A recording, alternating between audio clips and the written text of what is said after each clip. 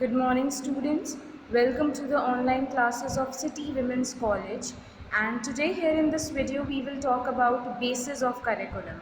इससे पहले हमने curriculum के बारे में पढ़ा and we understood the meaning, importance and need of the curriculum, that how much curriculum is important because it is the overall experience a child gets in his or her school environment, right?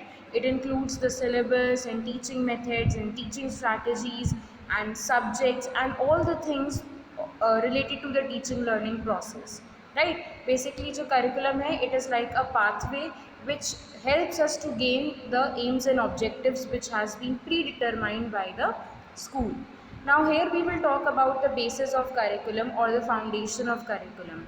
ये आपके जो पाठ्यक्रम के कुछ आधार हैं जिनको ध्यान में रख करके पाठ्यक्रम को बनाया जाता है, ठीक है। ये आपके जो बेसिस हैं, ये जो फाउंडेशंस हैं, ये एक तरीके से किसी भी करिकुलम की नींव की तरह काम करते हैं। They guide that how a curriculum should be. Now here we have the 6 types of basis of curriculum, right, जिसमें हम सबसे पहले बात करेंगे यहाँ पे आपका फिलोसफिकल बेसिस ऑफ करिकुलम की। Okay, so the first one is the philosophical basis of curriculum, ठीक है। फिलोसफिकल बेसिस ऑफ करिकुलम में हमें सबसे पहले फ़िलॉसफी की मीनिंग को समझना पड़ेगा, ठीक है।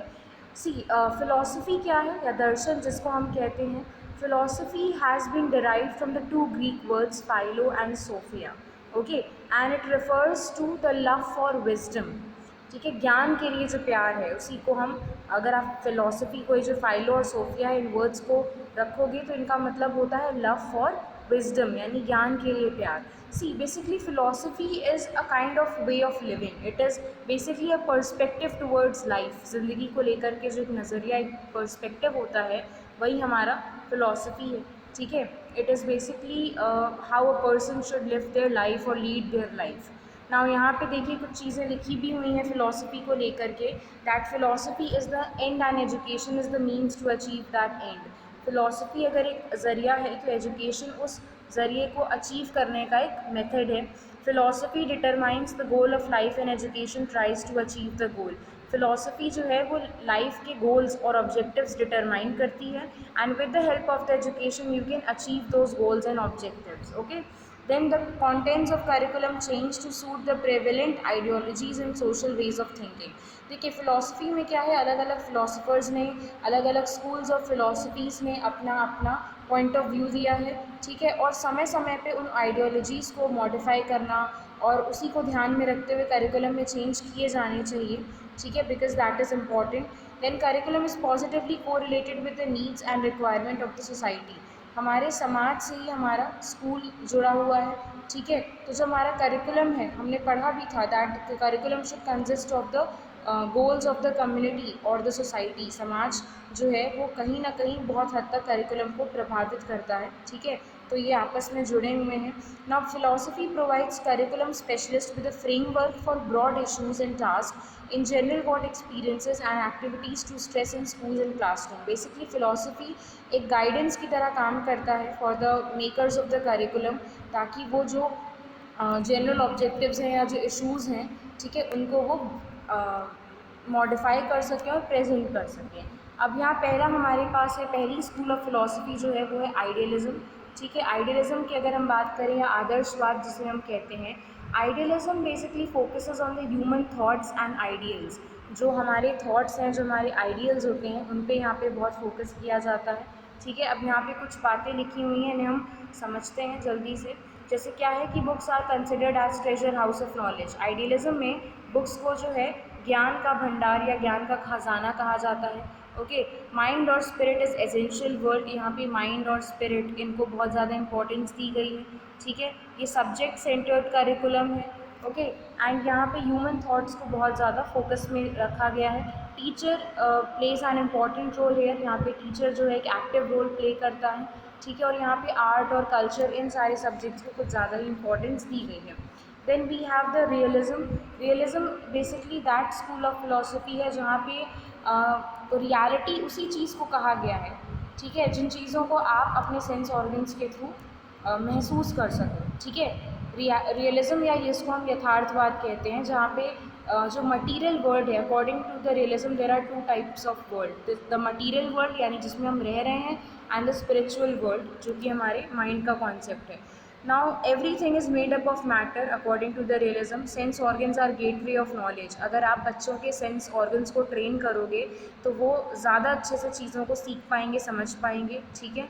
और यहाँ पे लिखा क्या है कि philosophy of life and philosophy of education both are determined by the interaction between the man and his environment.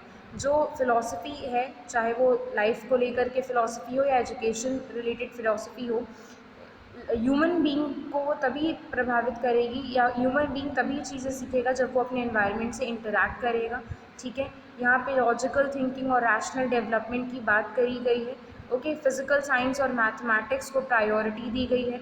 Vocational education for the higher classes. ठीक है. और लैंग्वेज स्टडी, म्यूज़िक, ड्राइंग, ऐसे सब्जेक्ट्स को यहाँ पे इम्पोर्टेंस दी गई है. Then we have the pragmatism. Pragmatism की अगर हम बात करें, प्रैग्मैटिज्म का मतलब होता है प्रैक्टिकल. तो यहाँ पे बेसिकली उन चीज़ों को करिकुलम में ऐड करने की बात कही गई है जिनकी कुछ प्रैक्टिकल यूटिलिटी हो, जिनका बच्चे अपनी रियल लाइफ में यूज़ कर सकें. ठीक है. साइंटिफिक मेथड के थ्रू यहाँ पे पढ़ाई कराई जाती है. साइंटिफिक एटीट्यूड डेवलप किया जाता है बच्चों में. ठीक है. यहाँ पर केवल ह्यूमन एक्सपीरियंस की बात जो करी गई है, तो यहाँ पे थ्योरेटिकल नॉलेज के साथ साथ प्रैक्टिकल नॉलेज को बहुत ज़्यादा तवज्जो दी गई है, इंपॉर्टेंस दी गई है. Because according to pragmatism a person learns much better while doing themselves. किसी भी चीज़ को जब इंसान खुद करके सीखता है तो ज़्यादा अच्छे से समझता है. Then man creates his own values. यहाँ पे जो ह्यूमन बीइंग है वो अपने खुद एक्सपीरियंसेस को इन्हांस करता है, अपने वैल्यूज़ खुद क्रिएट करता है. It is a life centred curriculum जहाँ पे लाइफ में जो चीज़ें काम आ सकें, जो नॉलेज काम आ सके, उसे देने की बात कही गई है. ठीक है. And the aim of the education over here is not only to prepare the child for the future but for everything. एक ओवरऑल डेवलपमेंट की बात करी गई है यहाँ पे. Okay. Next we have the naturalism की अगर हम बात करें या प्रकृतिवाद, तो यहाँ पे नेचर को, नेचुरल फोर्सेस को, नेचुरल लॉज को बहुत ज़्यादा इंपॉर्टेंस दी गई है. And according to naturalism this whole world is being guided by some natural forces. ये जो पूरी दुनिया है ये कुछ प्राकृतिक जो शक्तियाँ हैं उन्हीं के थ्रू चल रही है. ठीक है. यहाँ पे नेचर को इम्पोर्टेंस दी गई है. एंड हर एक बच्चे को अपने इन्वायरमेंट से जुड़ा होना चाहिए ताकि वो ज़्यादा से ज़्यादा चीज़ें सीख सके. यहाँ पे जो सबसे इम्पॉर्टेंट बात है वो है अडेप्टेबिलिटी की. यहाँ पे कहा गया है कि नेचुरलिज्म में बच्चे को अपने इन्वायरमेंट के हिसाब से एडजस्ट करना और अडेप्ट करना आना चाहिए. Because this environment is constantly in the process of change. ये हमेशा यहाँ पे कुछ ना कुछ बदलाव होते रहते हैं. कहते हैं ना कि बदलाव ही प्रकृति का नियम है. ठीक है. तो क्योंकि हर टाइम कुछ ना कुछ चेंज होता रहता है हमारे नेचुरल वर्ल्ड में, a person should also be flexible in nature ताकि वो इन चेंजेस को एक्सेप्ट कर सके और उनमें अडेप्ट कर सके. अगेन यहाँ पे हमारे सेंस ऑर्गन्स को डेवलप करने की बात करी गई है, सेंसरी ट्रेनिंग देने की बात कही गई है. ठीक है. देन यहाँ पे एक साइंटिफिक एटीट्यूड डेवलप करने की बात करी गई है. Okay. And learning by doing का कॉन्सेप्ट यहाँ नेचुरलिज्म में भी दिया गया है. And the last school of philosophy is the humanism. Now according to this school of philosophy, humanism की अगर हम बात करें, बेसिकली आप नाम से यहाँ समझ सकते हो, यहाँ पे जो सेंटर में जिसको रखा गया है, जो प्राइमरी इंपॉर्टेंस दी गई है वो ह्यूमन बींग्स को दी गई है, उनके डिज़ायर्स और उनके नीड्स को दी गई है. यहाँ पर एक डेफिनेशन आपको आपकी स्क्रीन पे दिख रही होगी, that according to Baldwin and James Mark, humanism is defined as any system of thoughts, belief or action which centers about human or fundamental things to the exclusion of divine. यानी यहाँ पे human beings, उनके thoughts, उनके belief, उनके ideals और उनके interest और needs को एक प्राइम इंपॉर्टेंस दी गई है. Now here the curriculum which need to be followed according to the humanism और according to the humanism school of philosophy is कि यहाँ पे ह्यूमन वैल्यूज़ को, स्टूडेंट्स की नीड्स और डिज़ायर्स को, उनके इंडिविजुअल सोशल नीड्स को इम्पोर्टेंस दी जानी चाहिए. Plus curriculum should not be rigid, because अगर वो रिजिड होगा तो वो सबके नीड्स के हिसाब से मॉडिफाई या अपडेट नहीं किया जा सकेगा. Okay. So these were the philosophical basis of curriculum. ये जो फिलोसफिकल बेसिस ऑफ करिकुलम है इसमें हमारे पास आइडियलिज्म, रियलिज्म, प्रैग्मैटिज्म, नेचुरलिज्म और ह्यूमनिज्म, ये 5 स्कूल्स ऑफ फिलोसफी हैं जो अलग अलग थीम्स पे चलती हैं. इनके अलग अलग पॉइंट ऑफ व्यू हैं जो करिकुलम कंस्ट्रक्शन को अलग अलग तरीक़ों से इन्फ्लुएंस करते हैं. Now moving towards the second basis of the curriculum. Now the second one is the sociological and cultural basis of curriculum. Now यहाँ पर आप देख सकते हो कि यहाँ पे दो एलिमेंट्स दिए गए हैं, sociological and cultural.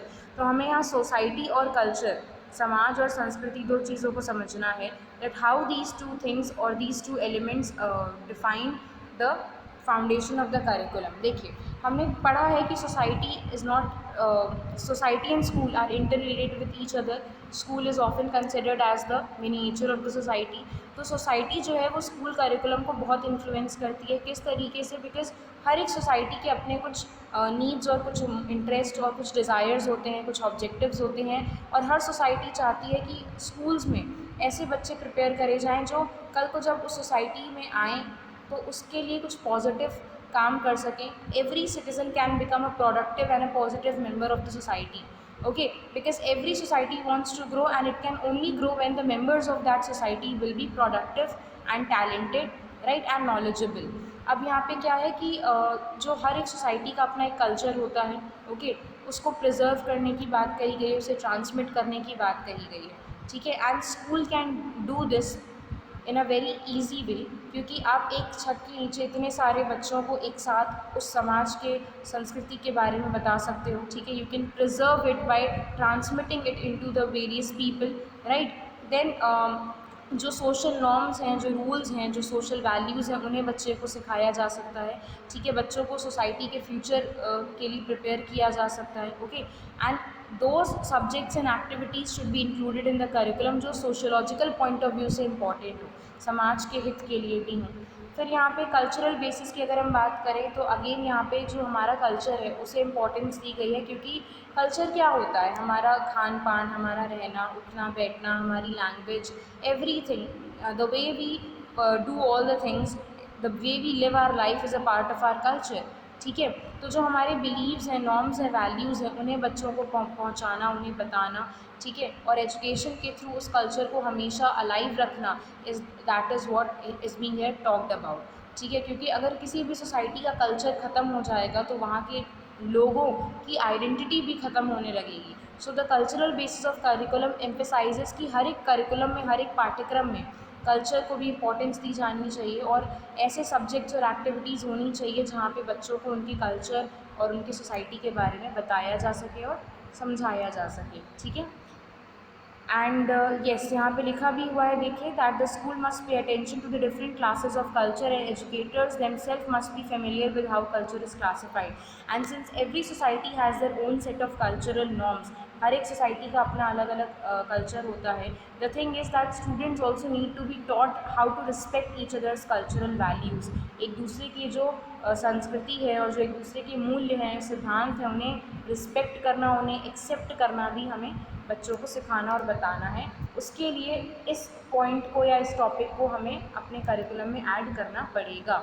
Next we have the psychological basis of curriculum, ठीक है। मनोवैज्ञानिक आधार की अगर हम बात करें, जैसा कि हम जानते हैं that psychology is basically the science of mind, science of behaviour, ठीक है। ह्यूमन बिहेवियर यहाँ पे हम मॉडिफाई करते हैं। अब यहाँ पे देखिए लिखा है that education is for the child and not that child is for education. बच्चा शिक्षा के लिए नहीं है, शिक्षा बच्चे के लिए है, ठीक है। And child is the centre of the educational process. हमने बात भी करी है that the current educational scenario is completely child centred, ठीक है, बाल केंद्रित शिक्षा है। अब यहाँ पे क्या है कि the child develops through various stages, बच्चा अलग अलग स्टेजेस से होकर के गुजरता है, फिजिकली, मेंटली, सोशली, ओके। और करिकुलम को फ्लेक्सिबल होना चाहिए ताकि हर एक फेज़ में वो बच्चे को ग्रो करने में हेल्प कर सके। बच्चा जो है अपने अपने पेस के अकॉर्डिंग ही ग्रो करता है। Every child is different from every another child, every one learns and grow at their own pace. Now the curriculum should contain various activities, various sports activities, creative activities, जो बच्चे के अलग अलग aspect को develop कर सके।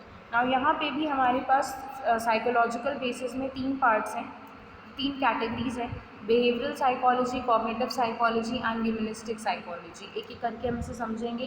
Behavioural psychology की अगर हम बात करें तो it basically emphasizes on the modification of the behavior of a person के बिहेवियर को मॉडिफाई करने पर यहाँ पे जोर दिया गया है, ठीक है। Skinner and Thorndike, these are the two important behavioural psychologists, okay. अब यहाँ पे देखिए कुछ मेथड्स दे रखे हैं जैसे जिनको हम अप्लाई कर सकते हैं for the modification of this element, जैसे माइक्रो टीचिंग इंक्लूड कर सकते हैं, इंस्ट्रक्शनल टीचिंग मॉड्यूल्स यूज़ कर सकते हैं, इंडिविजुअलाइज्ड लर्निंग यूज़ कर सकते हैं, डायरेक्ट इंस्ट्रक्शन है, मास्टरी लर्निंग है, कंप्यूटर असिस्टेड इंस्ट्रक्शन है, बिहेवियरल ऑब्जेक्टिव्स हैं। These are the certain methods which can be implied और एडेड इन द करिकुलम। फिर कॉग्निटिव साइकोलॉजी की अगर हम बात करें तो ये हम कम्प्लीटली इंटेलेक्चुअल लेवल पर एक पर्सन को डेवलप करने की यहाँ पे बात करी जा रही है, ठीक है। अब इस कॉग्निटिव साइकोलॉजी में भी हैव ब्रूनर, कैगमन, गिलफोर्ड, पाइगेट, जो कि हमारे चीफ कॉग्निटिव साइकोलॉजिस्ट हैं। कॉग्निटिव साइकोलॉजी में क्या कहा गया है, that the curriculum should B such which helps in the development of the divergent thinking, reflective thinking and critical thinking, जो एक ब्रॉड माइंडसेट बच्चे का डेवलप कर सके, लॉजिकली और साइंटिफिक थिंकिंग डेवलप कर सके बच्चों में, उनकी इमेजिनेशन को इन्हांस कर सके, प्रॉब्लम सॉल्विंग एबिलिटी बच्चे में डेवलप कर सके कि अगर कोई भी प्रॉब्लम आती है तो वो उसके सॉल्यूशंस पे फोकस करे, ठीक है, और एक नहीं कई तरह के सॉल्यूशंस बच्चा निकाल सके, क्रिएटिविटी बच्चे की डेवलप हो सके, and the person can perceive the things in a proper way, चीज़ों को अच्छे से समझ सके, उन्हें ग्रास्प कर सके। Okay, then we have the humanistic psychology, जो अगेन यहाँ पे ह्यूमन बींग्स और उनके बिहेवियर को सेंटर में रखती है, ठीक है। It is basically considered the recent learning theory, ये साइकोलॉजी के फील्ड में एक रीसेंट लर्निंग एलिमेंट है। मैस्लो एंड रॉजर्स ये आपके दो इंपॉर्टेंट ह्यूमनिस्टिक साइकोलॉजिस्ट हैं। यहाँ पे ह्यूमनिस्टिक साइकोलॉजी में क्या बात करी गई है कि करिकुलम ऐसा होना चाहिए जो बच्चे के अंदर पॉजिटिव एटीट्यूड और फीलिंग्स को डेवलप करे, सेल्फ एक्चुअलाइजेशन मतलब सेल्फ रियलाइजेशन की बात यहाँ पे करी गई है कि एक पर्सन अपने आप को खुद मॉनिटर कर सके, एवैल्यूएट कर सके, अपनी स्ट्रेंथ और वीकनेसेस को समझ सके, उन पे काम कर सके। Freedom to learn which means that every person should have their own choice कि वो क्या पढ़ना चाहते हैं, कैसे पढ़ना चाहते हैं, यानी उनकी नीड्स और डिज़ायर्स को यहाँ पे रखने की बात करी गई है। ओके, वैल्यू क्लैरिफिकेशन का मतलब यहाँ पर क्या है, that the values and ideals जो हैं हर एक पर्सन के वो क्लैरिफाइड होने चाहिए। सेल्फ डायरेक्शन की बात यहाँ पे करी गई है कि the person should be able to guide them self, monitor themselves. Becoming a person का मतलब है to develop into a good human being. So these were some of the psychological basis of curriculum. Then we have the political basis of curriculum. Political basis of curriculum की अगर हम बात करें, ठीक है, राजनीतिक आधार की, तो किस तरीके से जो पॉलिटिकल बेसिस है वो हमारे करिकुलम को इफेक्ट करते हैं।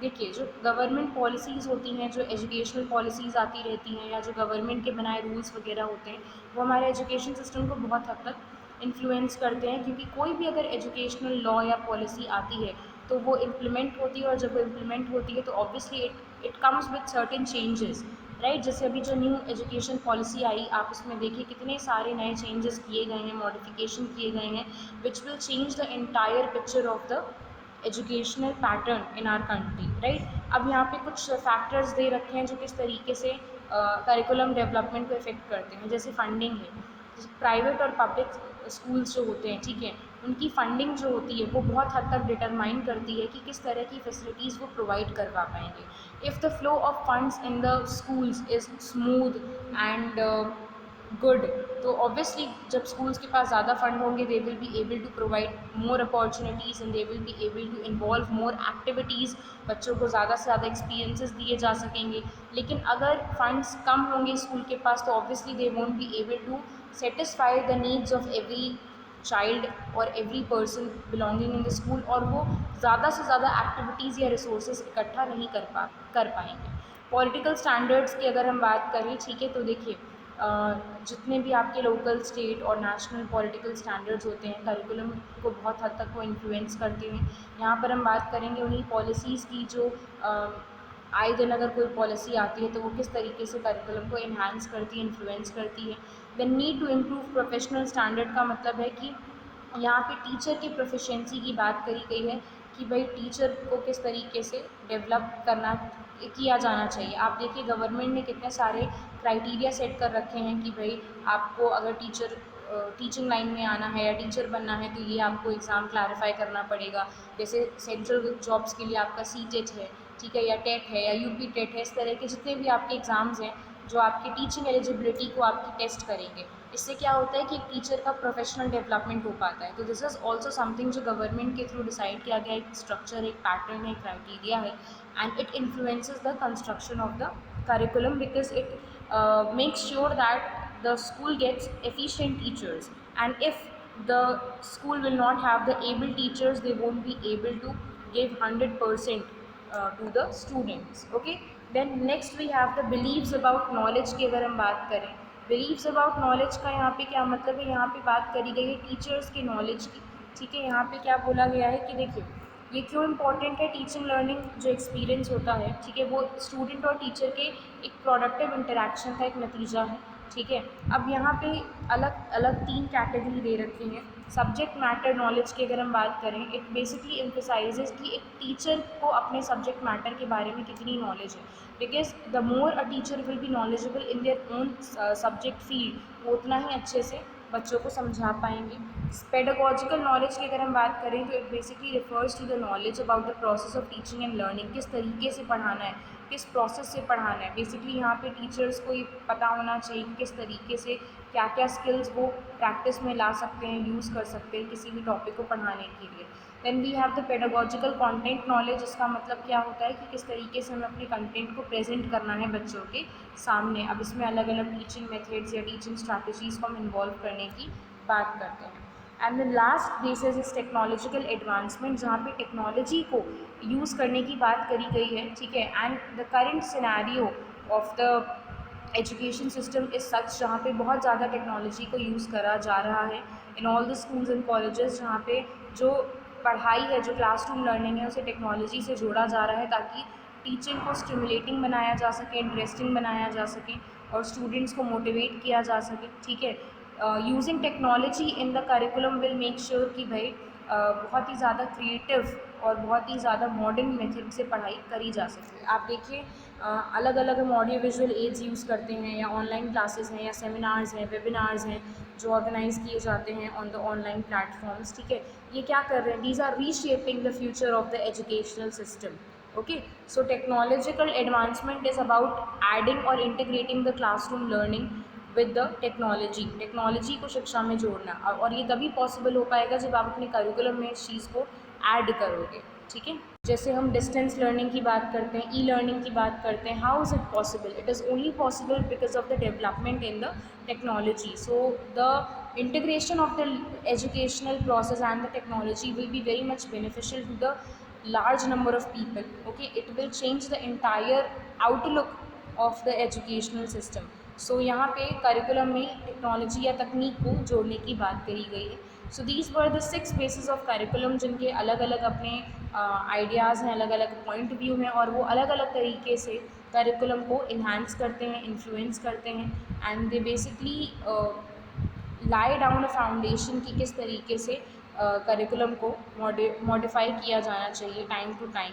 Okay, these were basically the criterias which determine the construction of the curriculum. And I hope कि ये 6 बेसिस आपको क्लियर हो पाए हैं। ठीक है, and I really hope that this video is will might be useful for you. Okay, and this was it for today's video, and the further next topics will be shared in the next videos. Thank you, class.